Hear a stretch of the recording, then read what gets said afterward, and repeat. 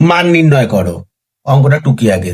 0.58 গুণ 0.58 গুণ 0.58 মাইনাস 0.001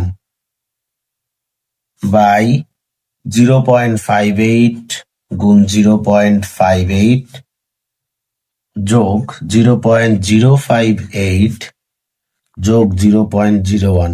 অঙ্কটা দেখেই বোঝা যাচ্ছে কি করতে হবে, তাও অঙ্কটা করি, করলে তোমরাও বুঝে যাবে।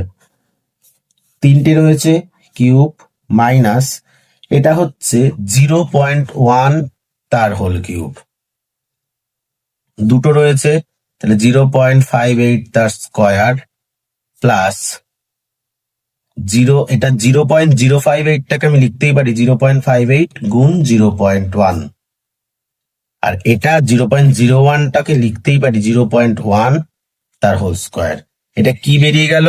বেরিয়ে গেল A cube minus B cube by A square plus A B plus B square.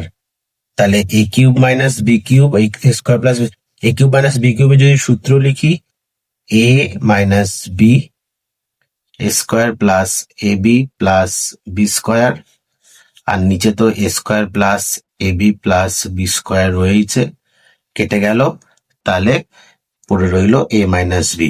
তাহলে এ কত? এ হচ্ছে 0.58 আর বি কত? মাইনাস 0.1।